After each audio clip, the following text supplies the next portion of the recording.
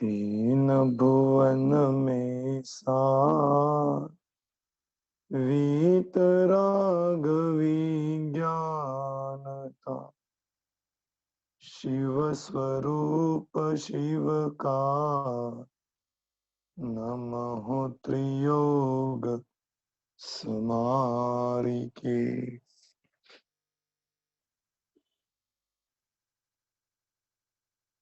हम यहाँ पर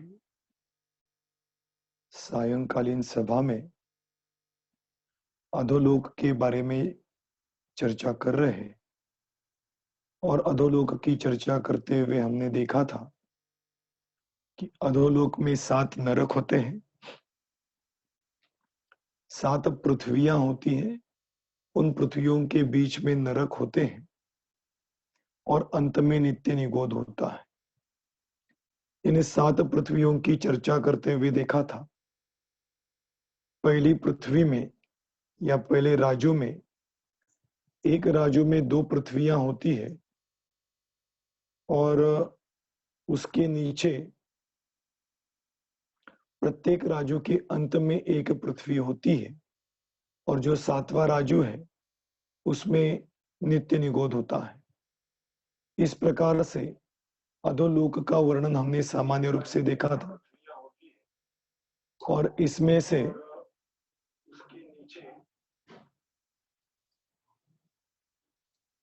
से पहले नरक की चर्चा अपन कल कर रहे थे। सामान्य रूप तो हमने सबने देखा है। अब प्रथम नरक की चर्चा करने जा रहे हैं। चलिए अपन उसकी चर्चा यहाँ पर देखते हैं।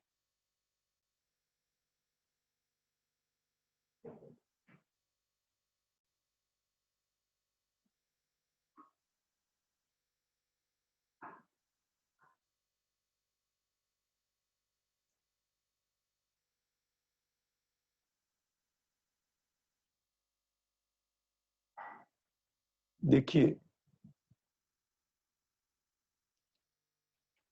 आपको स्क्रीन पे दिखाई दे रहा होगा,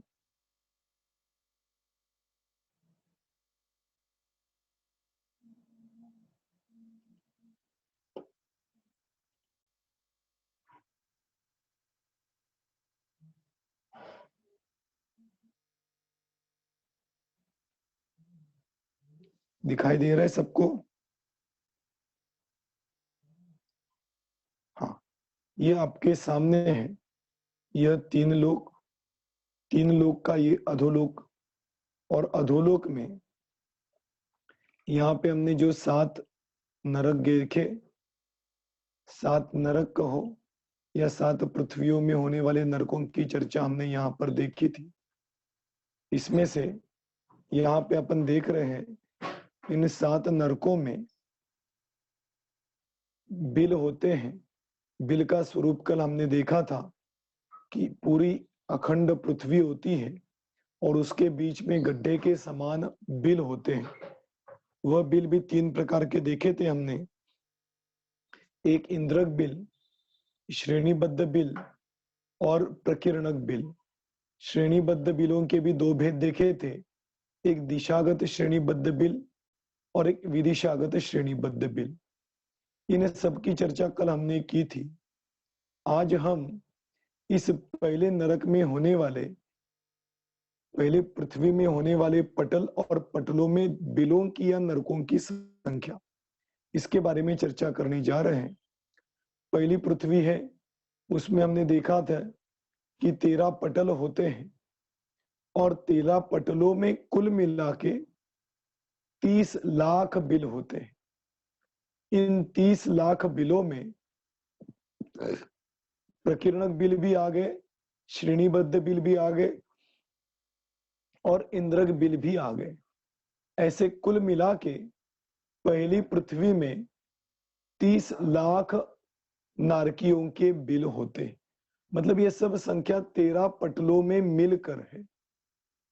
दूसरे नरक में 11 पटल हैं और 11 पटलों में 25 लाख बिल होते हैं।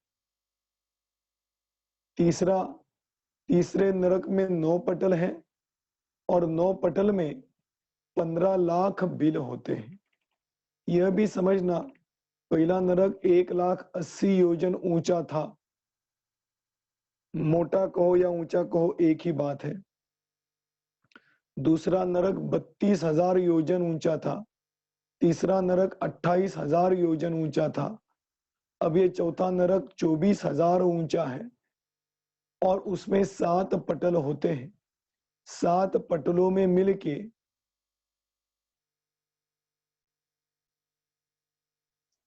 10 लाख बिल होते हैं। फिर पांचवा नरक है, वह पांचवा नरक 2 भागों में आपको यहां पर विभाजित होते हुए दिखाई दे रहा। 2 भागों में क्यों विभाजित हुआ, तो मैं यहाँ पे यही बताना चाहता था। 1, 2, 3, 4 और ये पांचवा। पहले 4 नरकों में तो अति उष्णता होती है। उष्णता के बारे में हमने छड़ाला में भी देखा है और तिलोय पन्नति में भी इसकी चर्चा की कि इस बिल के ऊपर के भाग से यदि बहुत बड़ा एक पर्वत के समान लोहे का गोला छोड़ दिया जाए तो अंत तक पहुंचते पहुंचते पूरा का पूरा लोहे का गोला पिघल जाएगा, अंत तक पहुंच भी नहीं पाएगा। इतनी उष्णता यहाँ पर नरकों में होती है। मतलब यहाँ की उष्णता सहन करना सामान्य व्यक्ति के लिए तो संभव है ही नहीं। लेकिन नारकी जीव क्यों सहन कर पाते हैं? क्योंकि नरक में देखिए, अकाल मरण जिसे आपने कभी सुना होगा, अकाल मरण नहीं होता है, या आत्मघात जिसे कहते हैं, ऐसे मरण नरकों में नहीं होते। नरकों में हमने जितनी आयु बांधी है उतनी आयु जब तक खत्म नहीं होती तब तक कुछ भी करे नरकों में कोई जीव मर नहीं सकता।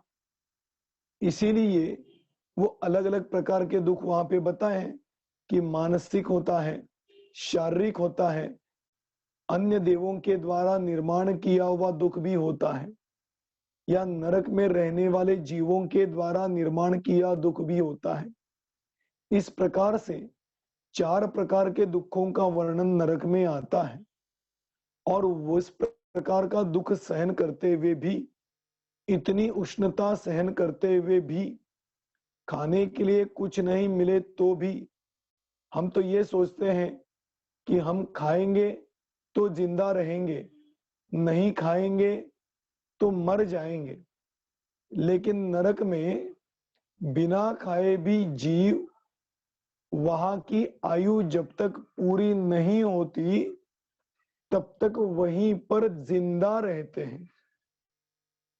इसलिए यह समझना कि खाने से कोई जिंदा नहीं रहता, बल्कि जीव अपनी जीवत्व शक्ति के कारण जीता है, यह निश्चय का कथन हुआ। 10 प्राणों से जीता है, यह व्यवहार का कथन हुआ। आयु कर्म है तब तक जीव जीवित रहता है। कोई मारने के लिए आए तो भी नहीं मरेगा, और कोई बचाने के लिए आए और आयु कर्म नष्ट हो जाए तो कोई बचा नहीं सकता। इसी प्रकार से नरकों की भी चर्चा है। इतनी उष्णता है तो भी नरकों में कोई जीव अपनी आयु जब तक खत्म नहीं होती तब तक नहीं मरता। इसलिए यहां पर 1, 2, 3 और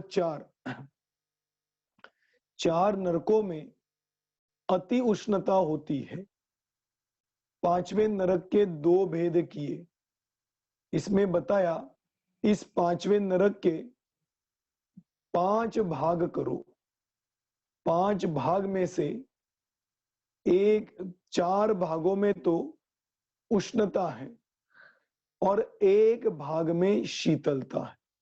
मतलब 4 नरकों में तो पूरी उष्णता है ही, लेकिन 5वें नरक के 5 भाग करेंगे और उसमें से 1 भाग छोड़कर बाकी के 4 भागों में अति उष्णता होती है। और बिलों की अपेक्षा अपन यदि देखें तो बिल की अपेक्षा 2,25,000 इतने बिल तो उष्ण हैं और 75,000 इतने बिल तो शीत है। शीत मतलब जैसी अति उष्णता होती है वैसे ही अति अति ठंडापन होता है, मतलब ठंडी बहुत होती है। उसके बारे में भी ऐसे ही बताया कि एक पर्वत जितना लोहे का गोला इस नरक के ऊपर से डाला जाए और नीचे तक पहुंचते पहुंचते नरक के समान गल जाएगा। नमक नमक नरक नहीं, नमक के समान गल जाएगा, मतलब उसके टुकड़े टुकड़े टुकड़े टुकड़े होके खत्म हो जाएगा। क्योंकि ठंड होती है, गर्मी होती है तो वस्तु पिघलती है, और ठंड होती है तो वह गल जाती है। इस प्रकार की ठंड इस नरकों में होती है, और इतनी ठंड होने पर भी नारकी जीव नहीं मरते। उस ठंड को उनको सहन करना पड़ता, और इस ठंड को सहन करने के लिए उनके पास कोई रजाई नहीं होती, कोई स्वेटर नहीं होता है, कोई जैकेट नहीं होता है। फिर भी वहां पर जीव जब तक आयु कर्म नष्ट नहीं होते तब तक जिंदा रहते हैं। ऐसे 5वें नरक में 3 लाख बिल है, और 3 लाख बिलों में से 2,25,000 बिल में तो अति उष्णता है, और 75,000 बिलों में अति शीत है, ठंडी है। उसके बाद आगे के नरक में, मतलब छठे नरक में 3 पटल होते हैं, और 3 पटलों में मिलके 9,99,995 बिल होते हैं। छठे नरक में 3 पटलों में मिलकर 99,995 नरकों के बिल पाए जाते हैं। और ये जो 7वां नरक है, 7वें नरक में एक ही पटल होता है, और एक पटल में सिर्फ 5 बिल होते हैं। इसलिए मैंने कल कहा था कि जो 7वां नरक है, इस 7वें नरक में प्रकीर्णक बिल नहीं होते, बल्कि श्रेणीबद्ध बिल और इंद्रक बिल। श्रेणीबद्ध बिलों में भी चारों दिशाओं में दिशागत श्रेणीबद्ध बिल होते हैं, विदिशागत श्रेणीबद्ध बिल नहीं होते। और दिशागत श्रेणीबद्ध बिलों में भी एक एक ही बिल होते हैं, बीच में इंद्रक बिल और 4 दिशाओं में एक एक बिल। ऐसे 5 बिल 7वें नरक में होते हैं। क्यों? मैंने कल आपको बताया था कैसे इस प्रकार का है, क्योंकि हमने कल पहले नरक का पहला पटल देखा था, और पहले पटल में दिशागत श्रेणीबद्ध बिल देखे थे और विदिशागत श्रेणीबद्ध बिल देखे थे। आप सबको याद होगा, दिशागत श्रेणीबद्ध बिलों में 49 श्रेणीबद्ध बिल होते हैं, और विदिशागत श्रेणीबद्ध बिलों में 48 बिल होते हैं। अब यदि आप पटलों को जोड़ देवे, पहले नरक में 13 पटल, दूसरे नरक में 11 पटल, तीसरे नरक में 9 पटल, चौथे नरक में 7 पटल, 5वें नरक में 5 पटल, छठे नरक में 3 पटल, और 7वें नरक में 1 पटल। इन सब पटलों को यदि आप जोड़ोगे तो आपको पता चलेगा ये सब पटलों की संख्या 49 है। इसीलिए 49 इंद्रक बिल होते हैं, और श्रेणीबद्ध बिल पहले पटल, पहले नरक के, पहली पृथ्वी के पहले पटल में दिशागत 49 बिल होते हैं। इसीलिए 7वें नरक में पहुंचते पहुंचते दिशागत श्रेणीबद्ध बिलों में एक एक बिल बचता है, और बीच में इंद्रक बिल तो होता ही है। ऐसे इंद्रक बिल और श्रेणीबद्ध बिलों की रचना इसमें दिखाई देती है। अब इन सातों नरकों के सब बिलों को जोड़ा जाए तो यह समझना कि 84 लाख इतने तो इन 7 नरकों में कुल मिला के बिलों की संख्या है। इसमें श्रेणीबद्ध भी आ गए, इंद्रक भी आ गए और प्रकीर्णक भी आ गए। ऐसे 7 नरकों में 84 लाख बिल होते हैं और प्रत्येक नरक में पहले में 30 लाख, दूसरे में 25 लाख, तीसरे में 15 लाख, चौथे में 10 लाख, पांचवे में 3 लाख, छठे में 99,995 और सातवें में 5। इस प्रकार से कुल मिला के सातों नरकों में मिलकर 84 लाख बिल होते हैं। और इसमें पहले 4 नरक और पांचवें का 4 पंचमांश भाग, इसमें तो उष्णता होती है, और फिर नीचे के 2 और पांचवें का 1 पंचमांश भाग, इसमें शीत अर्थात ठंड होती है। ऐसे इन 7 नरकों के कुल मिला के बिलों की संख्या बताई जाती है। अब इसमें आपको एक सामान्य सूत्र बताऊं, इसमें भी श्रेणीबद्ध संख्यात बिल और असंख्यात बिलों का विभाजन किया जाता, वो आप घर पे कर लेना। मैं तो आपको इसका गणित बताऊं। हर नरक की पृथ्वियों में जितने बिल हैं उसमें से 1/5 भाग तो संख्यात योजन वाले बिल होते हैं और 4/5 इतना प्रमाण असंख्यात योजन आकार वाले बिल होते हैं। क्या कहा?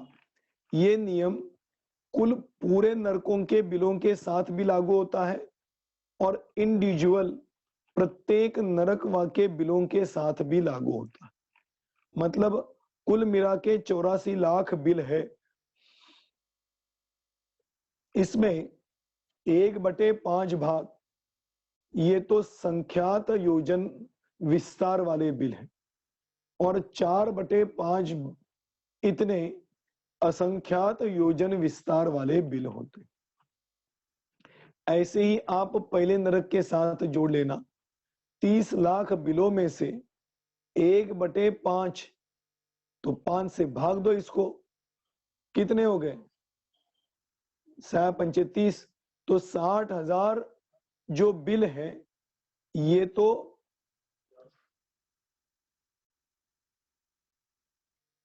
5 से भाग दिया ना, हाँ बराबर। तो इतने तो संख्यात योजन विस्तार वाले बिल हो गए और वो बाकी उसमें से लेस कर दो तो बचे हुए असंख्यात योजन विस्तार वाले बिल होते। ऐसे सबके साथ आप जोड़ देना। इस प्रकार से इन समस्त बिलों का प्रमाण और संख्याओं का प्रमाण यहाँ पर बताया गया है। ऐसे 7 नरकों में उष्णता, बिलों की संख्या, इसमें संख्यात और असंख्यात योजन विस्तार वाले बिलों का प्रमाण हमें देखने के लिए मिलता है।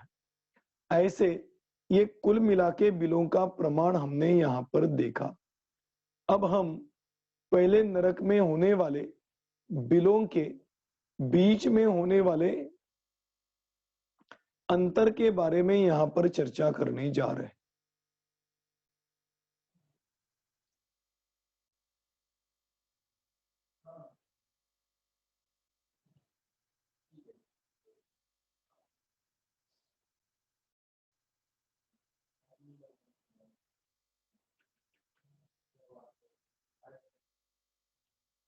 देखिए आपके सामने दिखाई दे रहा है, यह है पहला नरक। पहला नरक मतलब पहली पृथ्वी। कौन सी पृथ्वी? रत्न प्रभा पृथ्वी। ये रत्न प्रभा पृथ्वी का ये इतना ही भाग हमने सामने लिया। इस रत्न प्रभा पृथ्वी में हमने कल देखे थे कि 13 पटल होते हैं। ये 13 पटल कैसे हैं, अब आज आपको बिल्कुल स्पष्ट समझ में आ जाएगा। कल भी हमने देखा था, आज भी यहाँ पर देख रहे हैं। ये देखिए, ये पहला पटल है। पहला पटल ऊपर से तो हमने कल विस्तार से चर्चा की थी कि यह रत्न प्रभा पृथ्वी का, बीच में इंद्रक बिल है, फिर श्रेणीबद्ध बिल है, और ये बाकी के जो दिखाई दे रहे हैं ये प्रकीर्णक बिल दिखाई देते हैं। ऐसे यह पहले पृथ्वी के पहले पटल में होने वाले नरकों के बिलों का विस्तार हमने कल देखा था। आज हमें देखना है कि कल कई लोगों ने प्रश्न पूछा था कि यह जो पटल है, यह पटल सॉलिड है कि नहीं, तो बिल्कुल सॉलिड होते हैं। इसलिए तो इसके बीच में यह नरक के बिल गड्ढे जैसे दिखाई दे रहे हैं। ये बाकी का भाग सॉलिड होता है और यहाँ पर एकमात्र गड्ढे दिखाई देते हैं। ये गड्ढे भी ऊपर से ढके हुए होते हैं और इसके अंदर अंधेरा होता है, और अंधेरे में नारकी जीव इन दुखों को भोगते रहते हैं। तो इस प्रकार से यह एक पूरी तरह से सॉलिड, ये बिल्कुल सॉलिड पटल होता है। और इस पटल में यह एक पहला पटल हुआ, इसी प्रकार से दूसरा पटल है। दूसरे पटल में भी ऐसे ही बिल होते हैं। इसमें भी इसी प्रकार से इंद्रक बिल, श्रेणीबद्ध बिल और प्रकीर्णक बिल दिखाई देते हैं। इसके बाद तीसरा पटल, चौथा पटल, ऐसे 4 प्रकार के पटल मैंने यहाँ पर आपको दिखाए। लेकिन पहली पृथ्वी में 4 ही पटल नहीं होते, बल्कि इसी प्रकार से 13 पटल होते। इसमें मैंने कहा था कि पहले पटल में 49 बिल श्रेणीबद्ध और विदिशा में 48 बिल श्रेणीबद्ध होते। अब दूसरे पटल में एक कम हो जाएगा, तीसरे पटल में और एक कम हो जाएगा, चौथे पटल में और एक कम हो जाएगा। ऐसे 13 पटलों में इंद्रक बिल तो रहेगा, वो कम नहीं होगा, लेकिन श्रेणीबद्ध बिलों की संख्या अपने आप कम कम होती जाएगी। इस प्रकार से 13 पटलों में मिलकर 13 इंटू 8 ऐसे श्रेणीबद्ध बिल कम होते जाएंगे। इस प्रकार से पहली पृथ्वी में जो 13 पटल है, उन 13 पटलों की चर्चा अपने यहाँ पर देखी थी। अब आज हमें देखना है इन 13 पटलों में हर पटल के बीच में एक इंद्रक बिल है और दिशा विदिशा में श्रेणीबद्ध बिल है। तो एक पटल से दूसरे पटल में कुछ गैप तो होना चाहिए ना। बिल्कुल चिपके हुए तो है नहीं, क्योंकि चिपके हुए होते तो आप नाप लीजिए। मैंने कल आपको इसका हिसाब भी बताया था कि जो प्रकीर्णक बिल है, उस बिल की ऊंचाई 2.33 कोस इतनी ही है, और पहली पृथ्वी जो 1,80,000 योजन है, इसमें से 80,000 योजन में बिल पाए जाते हैं, तो 4 कोस का 1 योजन होता है। अब आप सोच लो, 13 इंटू 2 करोगे तो 26 कोस हो गए, और ऊपर का भी आप जोड़ लोगे तो 27-28 कोस हो जाएंगे। लेकिन ऊंचाई तो 80,000 योजन की है। मतलब इन पटलों के अलावा भी बीच में गैप होना चाहिए। आया समझ में मैंने क्या कहा आपको कि पहली पृथ्वी 80,000 योजन है। एक पटल ज्यादा से ज्यादा ऊंचा कितना होगा, तो 2.33 कोस होगा। तो 13 इंटू 2 कोस करोगे तो 26 कोस हो जाएगा, और ऊपर का जोड़ लोगे तो और एक 2-3 कोस अंदाज से पकड़ के चलना, इतने कोस हो गए। इसको 4 से भागोगे तो 28 भी पकड़ के चलोगे तो 4 चौक 16, 4 पंचे 20, 4 4 7 28, तो 7 योजन के प्रमाण में तो आपके सब पटल आ गए। और यह पहली पृथ्वी तो 80,000 योजन थी, उसमें से ऊपर का एक पटल छोड़ा था, नीचे का ऊपर का 1,000 योजन छोड़ा था, नीचे भी 1,000 योजन छोड़ा था। तो 78,000 योजनों में इन पटलों को व्यापा हुआ है। और एक पटल 2.33 कोस का है, तो बीच में गैप होना चाहिए। वह गैप कितना है, उसकी चर्चा यहाँ पर इंद्रक बिल की अपेक्षा, प्रकीर्णक बिल की अपेक्षा और श्रेणीबद्ध बिलों की अपेक्षा की। इसको यहाँ पर त्रिलोकसार में कहा स्वस्थान अंतर और परस्थान अंतर। स्वस्थान क्यों कहा? क्योंकि पहली पृथ्वी के अंदर जितने पटल हैं, उन पटलों में होने वाले बिलों के बीच के अंतर को कहते हैं स्वस्थान अंतर। स्वस्थान क्यों? क्योंकि सब पटलों का एक ही पृथ्वी कहलाएगी। सब पटलों की एक रत्न प्रभा पृथ्वी है, इसलिए एक रत्न प्रभा पृथ्वी में होने वाले पटलों के बीच में होने वाले इंद्रक बिलों का 2 इंद्रक बिल, 2 श्रेणीबद्ध बिल और 2 प्रकीर्णक बिलों के बीच का अंतर है, इसलिए उसको कहा स्वस्थान अंतर। और एक पृथ्वी से दूसरी पृथ्वी में होने वाले इंद्रक, श्रेणीबद्ध और प्रकीर्णक बिलों के बीच के अंतर को कहते हैं परस्थान। पर क्यों? क्योंकि पहली पृथ्वी रत्न प्रभा पृथ्वी, दूसरी पृथ्वी शर्करा प्रभा पृथ्वी। इन दो पृथ्वियों में पहली पृथ्वी का 13वें पटल का इंद्रक बिल समझ लेना आप। पहली पृथ्वी के 13वें पटल में होने वाला इंद्रक बिल और रत्न प्रभा पृथ्वी के पहले पटल में होने वाले इंद्रक बिल, इन दोनों के बीच का यदि अंतर निकालना हो तो ये पृथ्वी अलग हुई, ये पृथ्वी अलग हुई, इसलिए इसको कहा परस्थान अंतर। आया समझ में?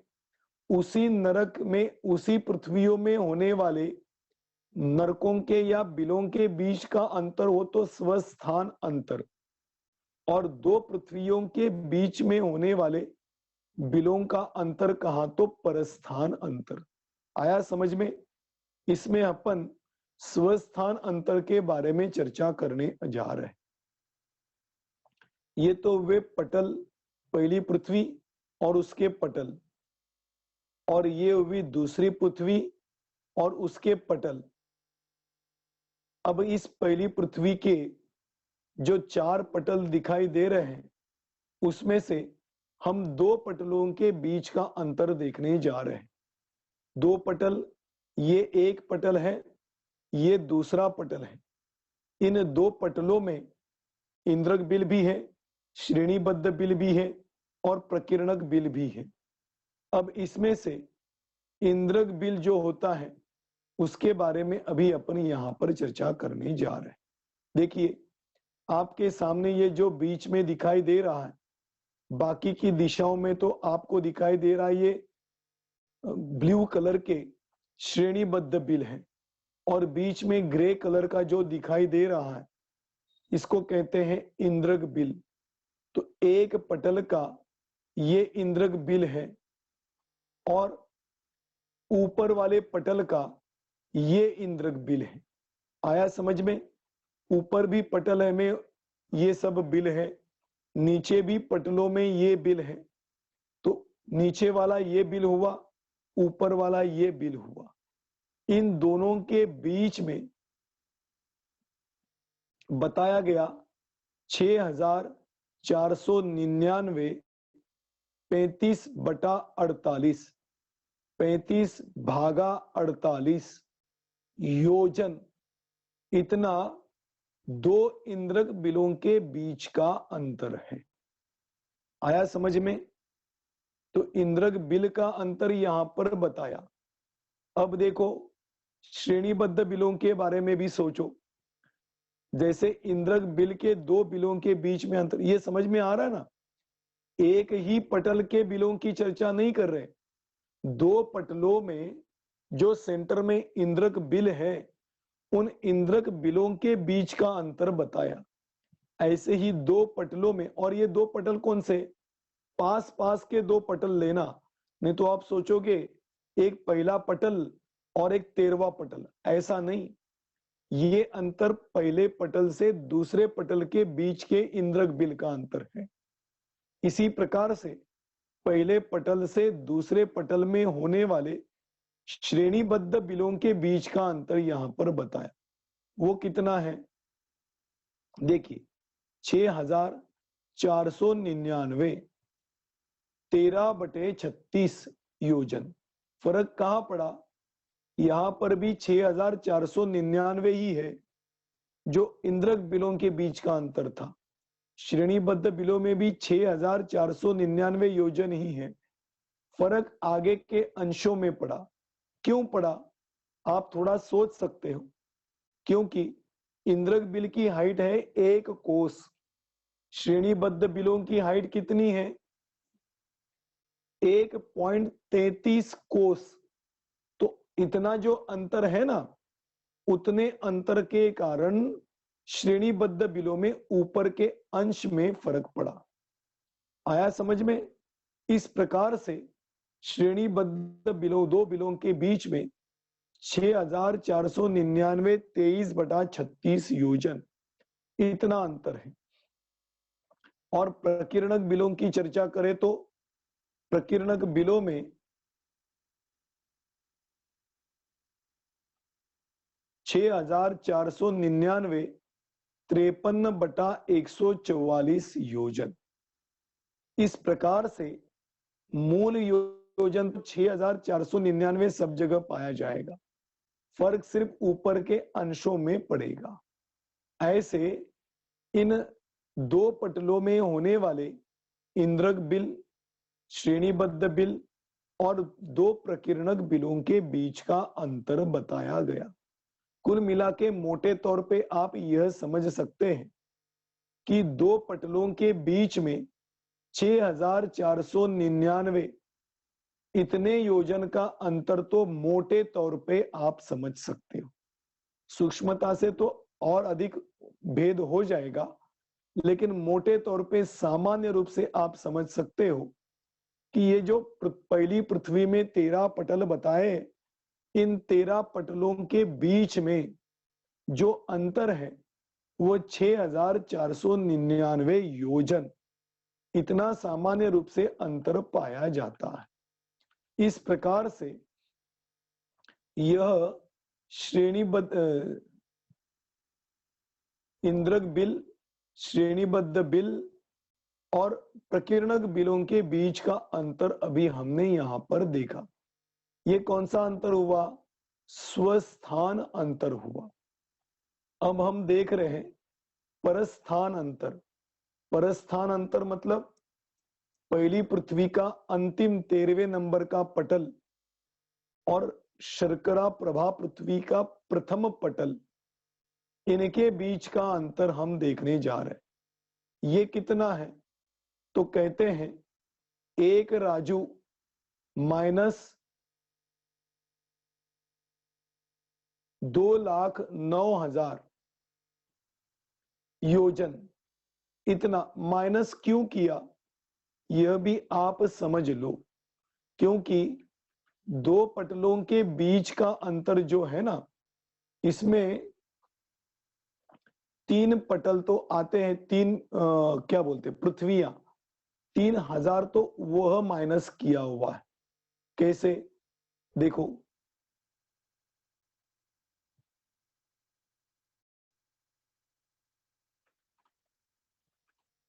ये जो 13 पटल है ना, 13 पटल पहली पृथ्वी जो है, पहली पृथ्वी का ऊपर का 1000 योजन हमने छोड़ा था, किस लिए, नरकों के बिलों को समझने के लिए। तो 80,000 योजन की तो पहली पृथ्वी हुई। आ गया समझ में, पहली पृथ्वी मतलब पहली पृथ्वी का बहुल भाग, ये 80,000 योजन मोटा है। समझना, सामान्य रूप से बताता हूं, इसका जो गणित है वह आपको समझ में आए इसके लिए। तो 80,000 योजन में से 1,000 योजन हमने ऊपर का छोड़ा था, 1,000 योजन नीचे का छोड़ा था, तो 78,000 योजनों में नरकों के बिल थे। लेकिन पहली पृथ्वी का नाप कितना है? 1,80,000 योजन।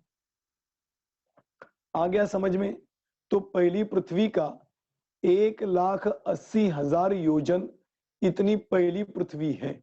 ठीक है, अब देखो इस 1,80,000 योजन में से ऊपर का 1,000, नीचे का 1,000, और देखिए यह शर्करा प्रभा पृथ्वी है ना, तो शर्करा प्रभा पृथ्वी का भी पहला पटल शुरू होने से पहले 1,000 योजन यह भी, इसमें भी बिल नहीं होते, तो वह भी जोड़ दिया।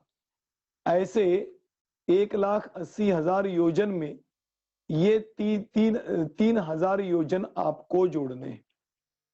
ऐसे इनको जोड़े। अब देखना,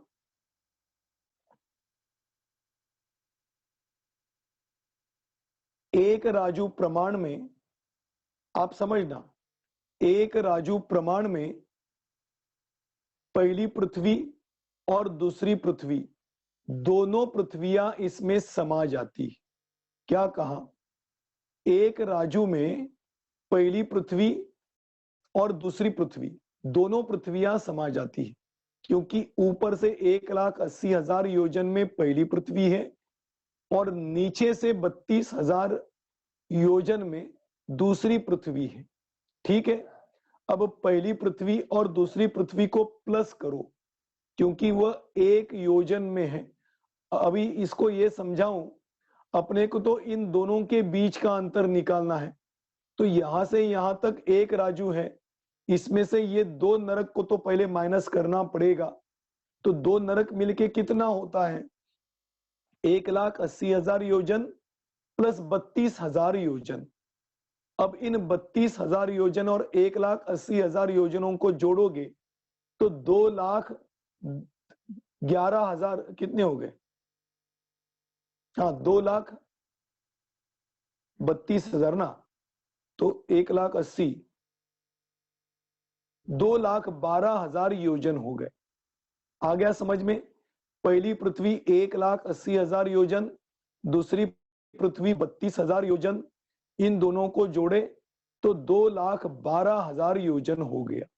ठीक है, अब इसमें से यहां का 1,000 योजन कम करना है, यहां का 1,000 योजन कम करना है, और सबसे ऊपर वाला 1,000 योजन भी कम करना है। तो 2,12,000 योजन में से इन 3,000 को कम करोगे तो 2,09,000 योजन हुआ। ये 2,09,000 योजन जब एक राजू में से माइनस करेंगे तो जितना प्रमाण आएगा उतना प्रमाण इस पृथ्वी के अंतिम पटल के इंद्रक बिल से दूसरी पृथ्वी के प्रथम पटल के इंद्रक बिल का अंतर है। अब ये इंद्रक बिल का अंतर समझ लो, या सामान्य रूप से इन 2 पटलों के बीच का अंतर समझ लो, एक ही बात हुई। क्योंकि एक राजू पूरा प्रमाण, इसमें से हमने इस नरक को और इस नरक को पहले माइनस किया। अब इसमें से माइनस करके 1,000 इसका, 1,000 इसका, और ऊपर वाला एक, ऐसे 3,000, 2,12,000 में से माइनस किया, और वह जो प्रमाण आया उसको पूरे एक राजू में से माइनस करेंगे तो बीच वाला अंतर निकलेगा, और वो बीच वाला अंतर एक राजू माइनस 2,09,000 योजन प्रमाण। इसीलिए पहली पृथ्वी का अंतिम पटल और दूसरी पृथ्वी का प्रथम पटल, इन दोनों के बीच का अंतर एक राजू माइनस 2,09,000 योजन होता है। इसको कहा परस्थान अंतर। आया समझ में? थोड़ा कठिन है, जिनको गणित आता है उनको तो जल्दी समझ में आएगा, और जिनको गणित बहुत कठिन लगता है उनको थोड़ा मुश्किल से समझ में आएगा। आप इसको एक पेपर पे लिख के देखेंगे तो समझ में आएगा कि एक राजू और माइनस करना, कंस में एक क्या बोलते हैं उसको, कॉमा में डालना, 2,11,000 माइनस 3,000, ये करेंगे तो बीच के अंतर का प्रमाण निकलता है। इस प्रकार से यह पहली पृथ्वी और दूसरी पृथ्वी के बीच का अंतर यहां पर बताया गया। ऐसे इन नरकों के बिलों के बीच का अंतर बताया। तो पहले पृथ्वी के नरकों के बीच का अंतर बताया 6,499, और फिर आगे के अलग अलग अंश आते हैं। इतना योजन तो पहली पृथ्वी में होने वाले पटलों के बीच का अंतर है। ऐसे कुल मिला के इन नरकों के बिलों के बीच का अंतर यहां पर हमने देखा है। ऐसे पहले पृथ्वी का वर्णन विस्तार से हमने यहां पर देखा। अब इस पहली पृथ्वी में जो जीव है, उन नारकी जीवों की हाइट और नरकों के बिल की उत्पाद स्थान, इनके बारे में हमें चर्चा करनी है। वह चर्चा कल करेंगे और फिर दूसरे नरक की चर्चा हम प्रारंभ करेंगे। यह कल का विषय था। आज के विषय के बारे में यदि किसी को कोई प्रश्न हो तो आप पूछ सकते हैं। अपने पास 5 मिनट है तो 5 मिनट के अंदर अंदर अपने को ये क्लास खत्म करनी है। किसी को कोई प्रश्न? हाँ मीनू जी, आप पूछिए। हाँ, जय जिनेन्द्र पंडित जी। जय जिनेन्द्र। हाँ, ये जो एक राजू माइनस 2,09,000 योजन था अभी, ये 2,09,000 योजन एक बार को वापस रिकॉल हो जाए कैसे आया, उसके लिए वो क्या था, 3 लाख माइनस नहीं 2,09,000 योजन कैसे हुआ वो? कैसे हुआ ना, देखिए पहली पृथ्वी की हाइट है, पहली पृथ्वी की हाइट है 1,80,000 योजन। ठीक है, पहली पृथ्वी नरक की पहली पृथ्वी अपने रत्न प्रभा पृथ्वी, इसकी हाइट है 1,80,000 योजन। शर्करा प्रभा पृथ्वी की हाइट है 32,000 योजन। इन दोनों को तो पहले जोड़ दो तो 2,12,000 योजन प्रमाण निकलेगा। ठीक है, अब इसमें से माइनस क्या करना है कि ऊपर का 1,000 योजन जिसके ऊपर, जैसे चित्रा पृथ्वी है ना, तो चित्रा पृथ्वी में तो सब पर्वत और नदियों के नींव है, तो उसमें बिलों का प्रमाण का कोई मतलब नहीं, उसको 1,000 ले लेना। फिर नीचे यदि अंतिम पटल है, उसके बाद 1,000 योजन इतना प्रमाण में बिल नहीं पाए जाते, तो उसको जोड़ना है। ये 2,000 योजन हुए। और शर्करा प्रभा पृथ्वी के भी पहले पटल के ऊपर 1,000 योजन में बिल नहीं पाए जाते। तो इन तीनों को क्यों जोड़ा? क्योंकि हमने इसका अंतिम पटल और इसका पहला पटल लिया ना, तो यहाँ का 1,000 योजन, यहाँ का 2,000 योजन और यहाँ का 3,000 योजन। ऐसे 2,12,000 योजनों में से 3,000 योजन माइनस करेंगे तो 2,09,000 योजन प्रमाण निकलेगा, जो कि इन दो पटलों के बीच का प्रमाण होता है। आया समझ में? हाँ समझ में आया। ये और योजन, ये क्या प्रमाण योजन लेना है कि व्यवहार योजन लेना है? नहीं, ये तो जो क्षेत्रों का योजन आता है वही अपने को लेना है। व्यवहार उनको व्यक्तियों के योजन का प्रमाण यहाँ पर नहीं लेना, क्योंकि वो 5,000 या 500 कुछ कम होता है। ठीक है, ये जो नॉर्मल जो 4 कोस का एक योजन होता है, ये वैसा तो वो यहाँ पे लेना है आपको। वही। ठीक है, हाँ ठीक है। हाँ, अगला प्रश्न पूछिए।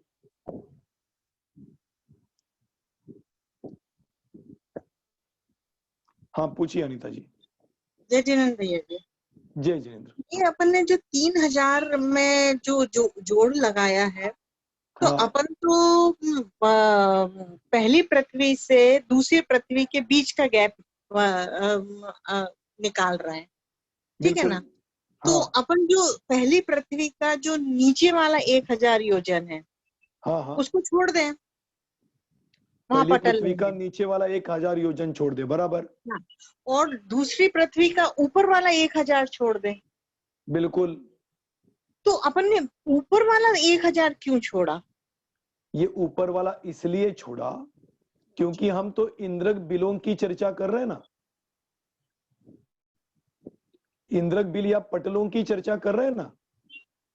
तो ऊपर के 1000 योजन में तो कोई पटल है ही नहीं ना। ये 1000 योजन माइनस क्यों किया आपने? क्योंकि यहाँ पे पटल है नहीं। ऊपर का इसी प्रकार से 1000 योजन में भी पटल नहीं है। पटलों का प्रमाण तो 1000 योजन छोड़ के आगे से शुरू होता है ना, इसलिए अच्छा। ऊपर वाला 1000, क्योंकि हमें तो बीच का अंतर निकालना है ना।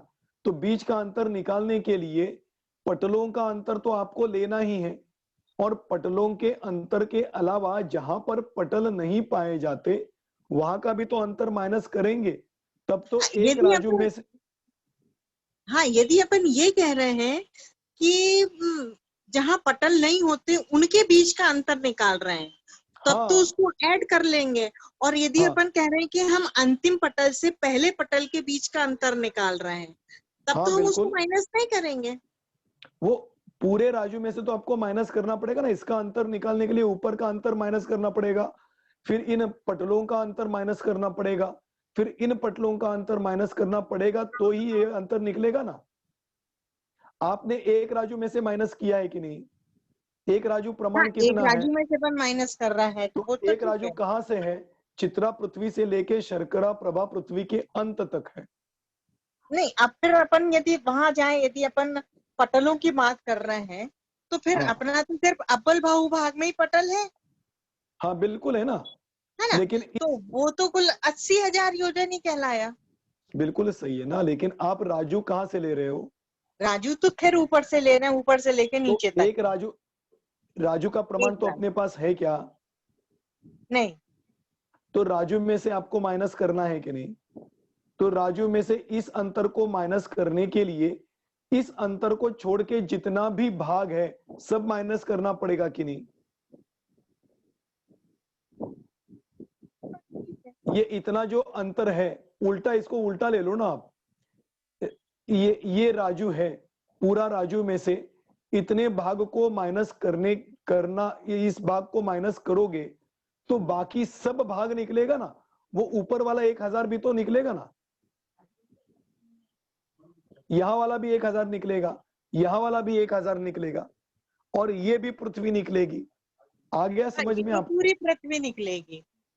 आ गया ना समझ में? तो एक हाँ, राजू को माइनस करने के लिए इन सबको आपको माइनस करना पड़ेगा, तभी ये अंतर निकलेगा।